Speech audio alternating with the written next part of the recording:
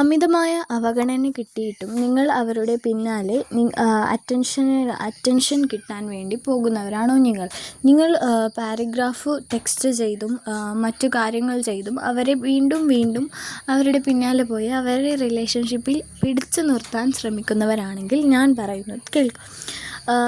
ഇതൊരു ഇഷ്ടമല്ല, ഇത് ഒരു ലവ് അല്ല, ഇറ്റ്സ് ജസ്റ്റ് എൻ ഇമോഷൻ. ഇതൊരു വികാരം മാത്രമാണ്. മനുഷ്യൻ പണ്ട് കാലത്ത് തന്നെ പരാജയപ്പെട്ടത് ചില വികാരം കൊണ്ടെടുത്ത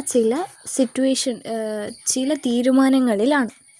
അപ്പോൾ ഈ വികാരം നമ്മൾ വിട്ടിട്ട് നമ്മൾ ഇമോഷണലായി ചിന്തിക്കാതെ ലോജിക്കലായി തിങ്കാക്കണം. അതായത് നിങ്ങളെ അവഗണിക്കുന്നവരുടെ പിന്നാലെ നിങ്ങൾ പോവരുത്. കാരണം നിങ്ങൾക്ക് സ്ഥാനമില്ലാത്തവിടെ നിങ്ങൾ നിൽക്കുന്നത് പ്രസക്തിയില്ല. അപ്പോൾ ഒരു നിമിഷം ചിന്തിച്ച് നോക്കൂ, ഇത് നിങ്ങൾക്ക് ഗുണകരമാണോ നിങ്ങൾക്ക് ദോഷകരമാണോ എന്ന്. ദോഷകരമായ കാര്യം നിങ്ങൾ വിട്ടു നിൽക്കുക. It's love the stress. നിങ്ങൾക്ക് ഇപ്പോഴുണ്ടാകുന്ന സ്ട്രെസ്സിനെ നിങ്ങൾ ഇഷ്ടപ്പെടുക. ആ സ്ട്രെസ്സിലൂടെ ഇഷ്ടപ്പെട്ട് മുന്നോട്ട് പോവുക. പിന്നെ നിങ്ങൾ ചെയ്യേണ്ട ഒരു കാര്യമെന്ന് പറയുന്നത് നിശബ്ദതയാണ്. കംപ്ലീറ്റ് നിശബ്ദത. കാരണം ഒന്നും സംസാരിക്കരുത്. സോഷ്യൽ മീഡിയയിൽ നിന്നൊക്കെ വിഡ്രോ ചെയ്യണം.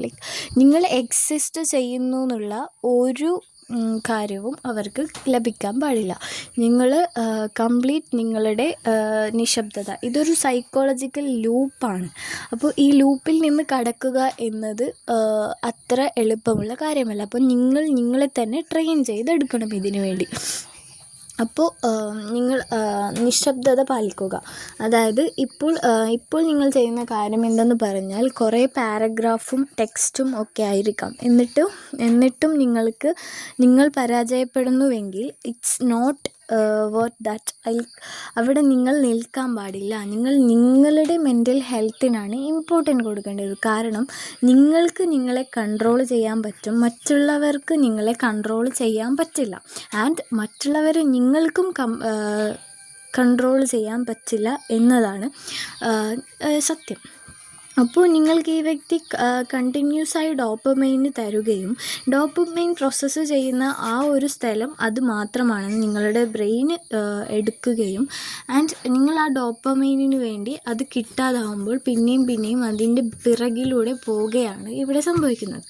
അപ്പോൾ അവരുടെ ഡോപ്പമൈൻ നിശബ്ദതയിലൂടെ നിങ്ങളിലേക്ക് തിരിക്കുക. ആ സമയത്ത് അവർക്ക് ഇത്രയും എന്നെ സ്നേഹിച്ച ഒരാൾക്ക് എങ്ങനെ എന്നെ ഇങ്ങനെ വിട്ടുപിരിയാൻ പറ്റും എന്ന ചിന്ത വരും. അതിലൂടെ അവരുടെ ഡോപ്പമൈൻ നിങ്ങളിലേക്ക് തിരിയുകയും ചെയ്യും.